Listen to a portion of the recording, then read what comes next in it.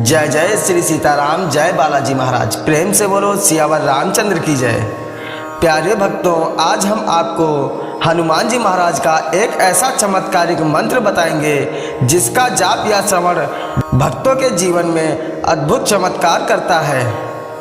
अगर आप हमेशा निराश रहते हैं, दिन रात दुखी रहते हैं, कोई भी मनोकामना काफ़ी दिनों से पूरी नहीं हो रही है, तो आपको नियमित इस हनुमान मंत्र का 108 बार जाप अवश्य करना चाहिए। इसके जप करने मात्र से ही जीवन की अनेकों परेशानियां, जैसे धन की कमी के चलते काम बनते बनते बिगड़ जाते हैं, कर्ज से मुक्ति नहीं मिल रही है, घरेलू कलह से परेशान रहते हैं, बीमारियां पीछा नहीं छोड़ रही हैं, जैसी अनेकों परेशानियों को यह मंत्र चुटकी बजाते ही दूर कर देता है।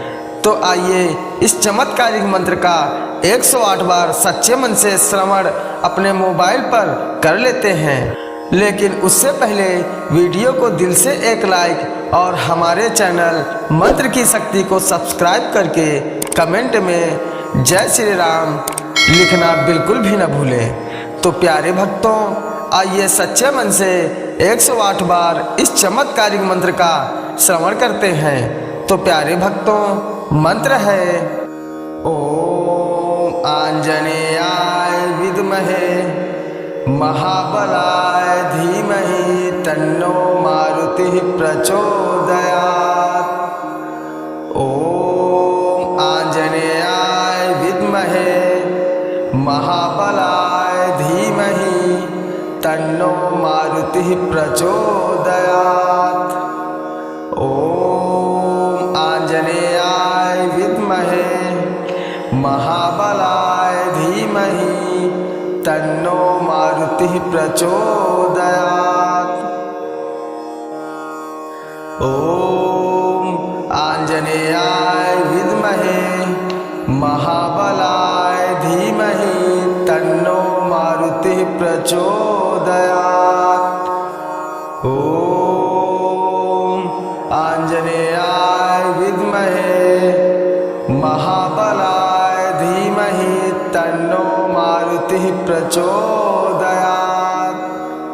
ओम आंजनेयाय विद्महे महाबलाय धीमहि तन्नो मारुतिः प्रचोदयात्। ओम आंजनेयाय विद्महे महाबलाय धीमहि तन्नो मारुतिः प्रचोदयात्। ओम आंजनेयाय विद्महे महाबलाय धीमहि तन्नो मारुतिः प्रचोदयात्। ओम आंजनेयाय विद्महे महाबलाय धीमहि तन्नो मारुतिः प्रचोदयात्। ओम आंजनेयाय विद्महे महाबलाय धीमहि तन्नो मारुतिः प्रचोदयात्। ओम आंजनेयाय विद्महे महाबलाय धीमहि तन्नो मारुतिः प्रचोदयात्। ओम आंजनेयाय विद्महे महाबलाय धीमहि तन्नो मारुतिः प्रचोदयात्। ओम आंजनेयाय विद्महे महाबलाय धीमहि तन्नो मारुतिः प्रचोदयात्। ओम आंजनेयाय विद्महे महाबलाय धीमहि तन्नो मारुतिः प्रचोदयात्। ओम आंजनेयाय विद्महे महाबलाय धीमहि तन्नो मारुतिः प्रचोदयात्। ओम आंजनेयाय विद्महे महाबलाय धीमहि तन्नो मारुतिः प्रचोदयात्। ॐ आञ्जनेयाय विद्महे महाबलाय धीमहि तन्नो मारुतिः प्रचोदयात्। ॐ आञ्जनेयाय विद्महे महाबलाय धीमहि तन्नो मारुतिः प्रचोदयात्। ॐ आञ्जनेयाय विद्महे महाबलाय धीमहि तन्नो मारुतिः प्रचोदयात्। ॐ आञ्जनेयाय विद्महे महाबलाय धीमहि तन्नो मारुतिः प्रचोदयात्। ॐ आञ्जनेयाय विद्महे महाबलाय धीमहि तन्नो मारुतिः प्रचोदयात्। ॐ आञ्जनेयाय विद्महे महाबलाय धीमहि तन्नो मारुतिः प्रचोदयात्। ॐ आञ्जनेयाय विद्महे महाबलाय धीमहि तन्नो मारुतिः प्रचोदयात्। ॐ आञ्जनेयाय विद्महे महाबलाय धीमहि तन्नो मारुतिः प्रचोदयात्।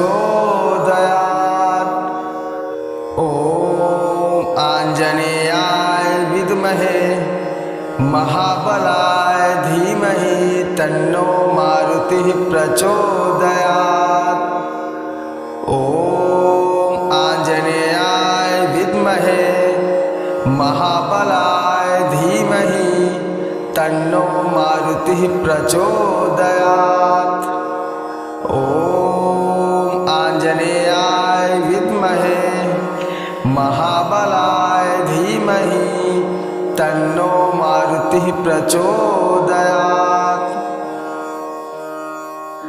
ॐ आञ्जनेयाय विद्महे महाबलाय धीमहि तन्नो मारुतिः प्रचोदयात्।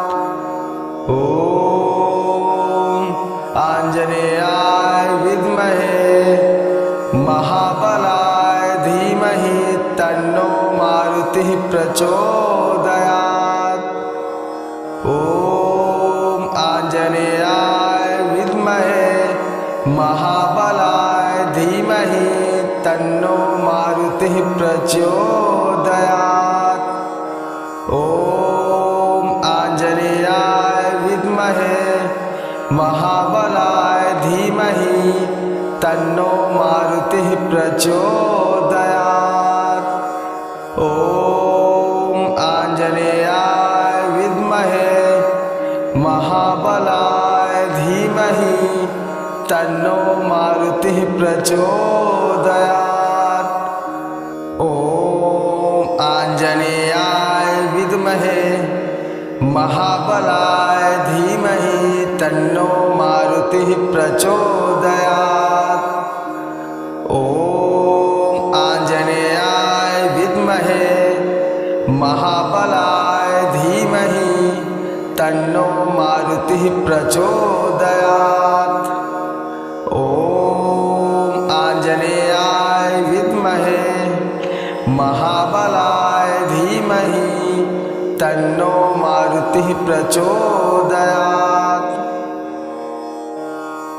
ॐ आञ्जनेयाय विद्महे महाबलाय धीमहि तन्नो मारुतिः प्रचोदयात्।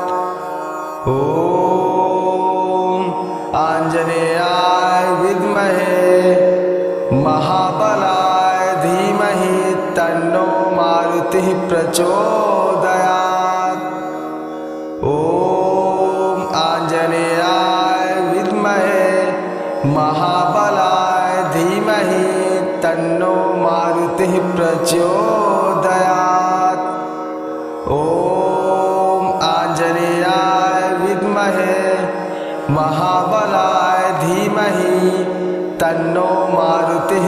प्रचोदयात्।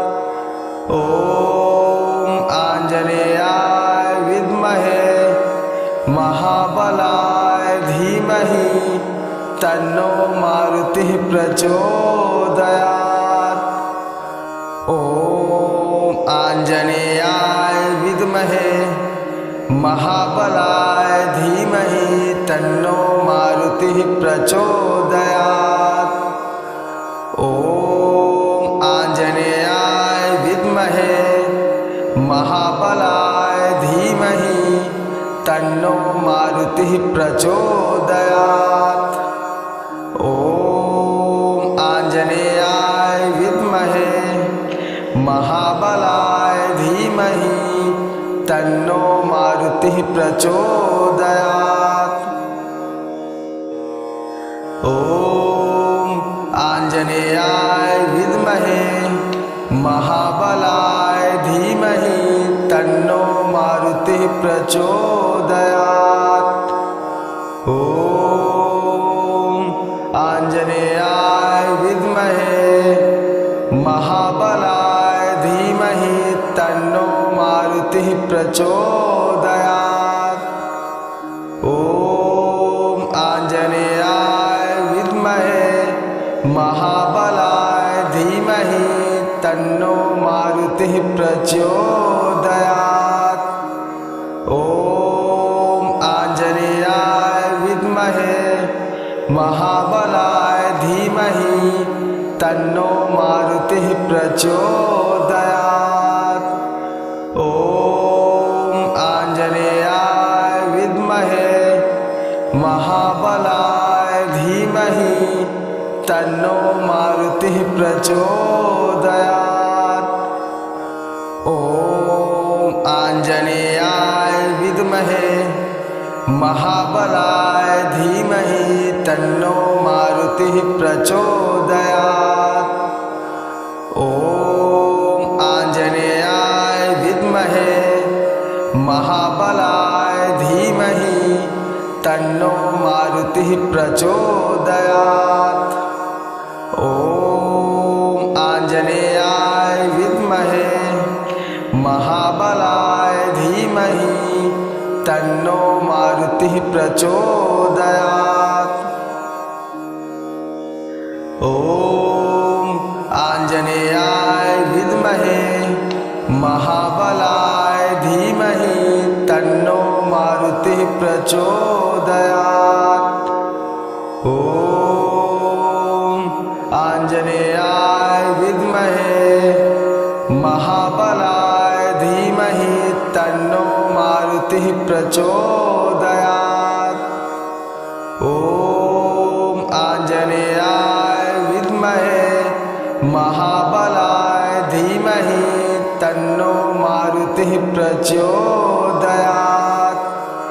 ॐ आञ्जनेयाय विद्महे महाबलाय धीमहि तन्नो मारुतिः प्रचोदयात्। ॐ आञ्जनेयाय विद्महे महाबलाय धीमहि तन्नो मारुतिः प्रचोदयात्।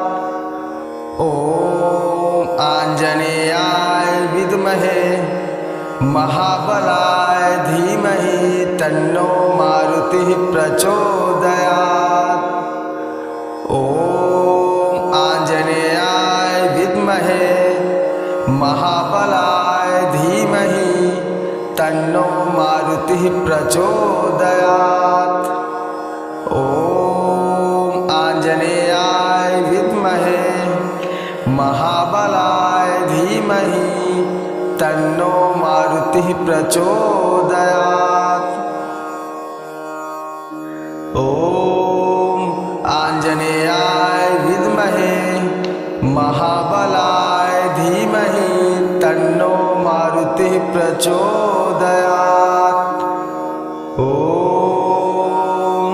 आञ्जनेयाय विद्महे महाबलाय धीमहि तन्नो मारुतिः प्रचोदयात्। ॐ आञ्जनेयाय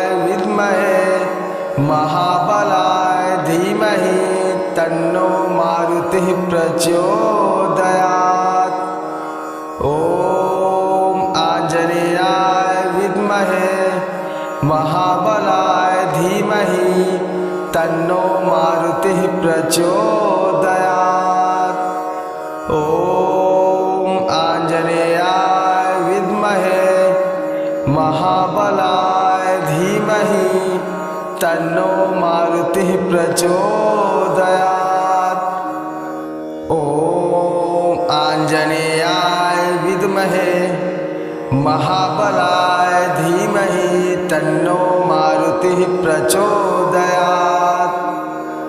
ॐ आञ्जनेयाय विद्महे महाबलाय धीमहि तन्नो मारुतिः प्रचोदयात्। ॐ आञ्जनेयाय विद्महे महाबलाय धीमहि तन्नो मारुतिः प्रचोदयात्। ॐ आञ्जनेयाय विद्महे महाबलाय धीमहि तन्नो मारुतिः प्रचोदयात्। ॐ आञ्जनेयाय विद्महे महाबलाय धीमहि तन्नो मारुतिः प्रचोदयात्। ॐ आञ्जनेयाय विद्महे महाबलाय धीमहि तन्नो मारुतिः प्रचोदयात्। ॐ आञ्जनेयाय विद्महे महाबलाय धीमहि तन्नो मारुतिः प्रचोदयात्। ॐ आञ्जनेयाय विद्महे महाबलाय धीमहि तन्नो मारुतिः प्रचोदयात्। ॐ आञ्जनेयाय विद्महे महाबलाय धीमहि तन्नो मारुतिः प्रचोदयात्। ॐ आञ्जनेयाय विद्महे महाबलाय धीमहि तन्नो मारुतिः प्रचोदयात्। ॐ आञ्जनेयाय विद्महे महाबलाय धीमहि तन्नो मारुतिः प्रचोदयात्। ॐ आञ्जनेयाय विद्महे महाबलाय धीमहि तन्नो मारुतिः प्रचोदयात्। ॐ आञ्जनेयाय विद्महे महाबलाय धीमहि तन्नो मारुतिः प्रचोदयात्। ॐ आञ्जनेयाय विद्महे महाबलाय धीमहि तन्नो मारुतिः प्रचोदयात्।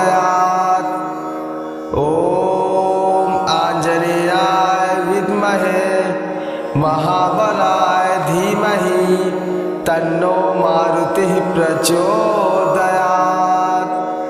ॐ आञ्जनेयाय विद्महे महाबलाय धीमहि तन्नो मारुतिः प्रचोदयात्। ॐ आञ्जनेयाय विद्महे महाबलाय धीमहि तन्नो मारुतिः प्रचोदयात्। ॐ आञ्जनेयाय विद्महे महाबलाय धीमहि तन्नो मारुतिः प्रचोदयात्। ॐ आञ्जनेयाय विद्महे महाबलाय धीमहि तन्नो मारुतिः प्रचोदयात्। ॐ आञ्जनेयाय विद्महे महाबलाय धीमहि तन्नो मारुतिः प्रचोदयात्। ॐ आञ्जनेयाय विद्महे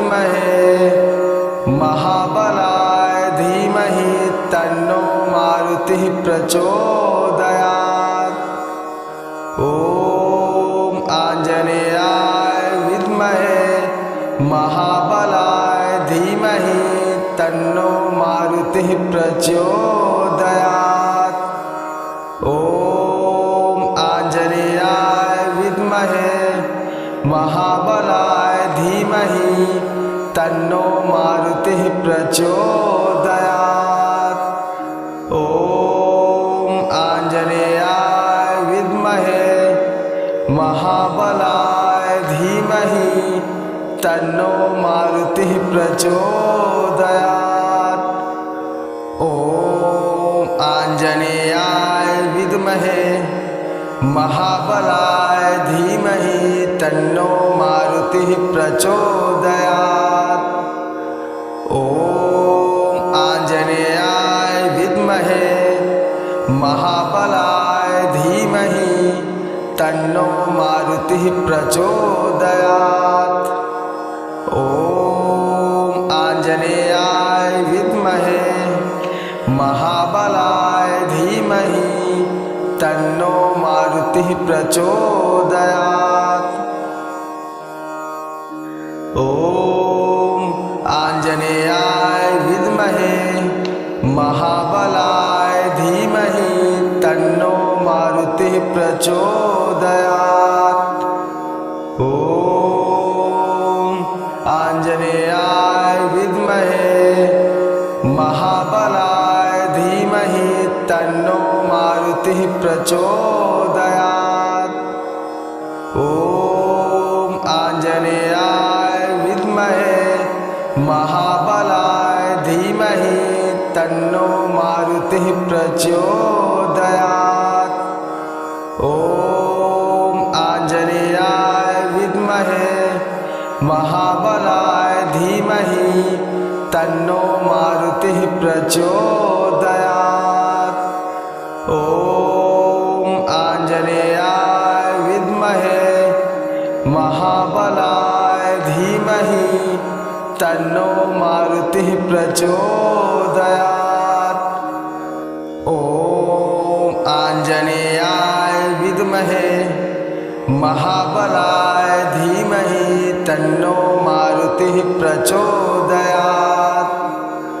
ॐ आञ्जनेयाय विद्महे महाबलाय धीमहि तन्नो मारुतिः प्रचोदयात्। ॐ आञ्जनेयाय विद्महे महाबलाय धीमहि तन्नो मारुतिः प्रचोदयात्। ॐ आञ्जनेयाय विद्महे महाबलाय धीमहि तन्नो मारुतिः प्रचोदयात्। ॐ आञ्जनेयाय विद्महे महाबलाय धीमहि तन्नो मारुतिः प्रचोदयात्। ॐ आञ्जनेयाय विद्महे महाबलाय धीमहि तन्नो मारुतिः प्रचोदयात्। ॐ आञ्जनेयाय विद्महे महाबलाय धीमहि तन्नो मारुतिः प्रचोदयात्। ॐ आञ्जनेयाय विद्महे महाबलाय धीमहि तन्नो मारुतिः प्रचोदयात्। ॐ आञ्जनेयाय विद्महे महाबलाय धीमहि तन्नो मारुतिः प्रचोदयात्। ॐ आञ्जनेयाय विद्महे महाबलाय धीमहि तन्नो मारुतिः प्रचोदयात्। ॐ आञ्जनेयाय विद्महे महाबलाय धीमहि तन्नो मारुतिः प्रचोदयात्। ॐ आञ्जनेयाय विद्महे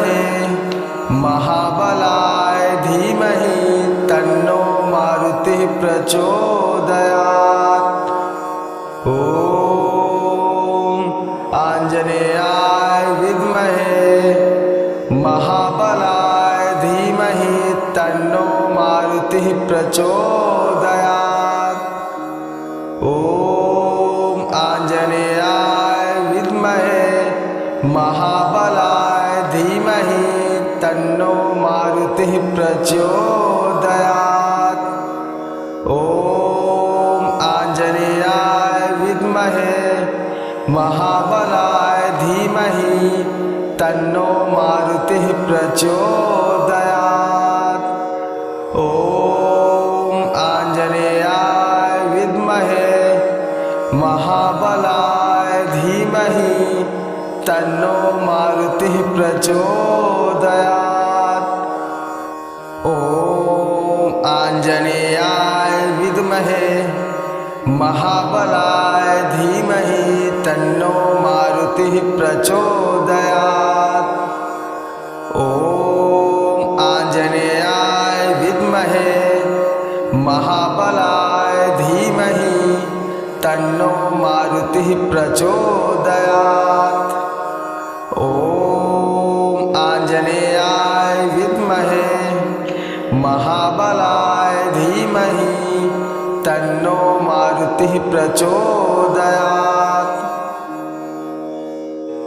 ॐ आञ्जनेयाय विद्महे महाबलाय धीमहि तन्नो मारुतिः प्रचोदयात्।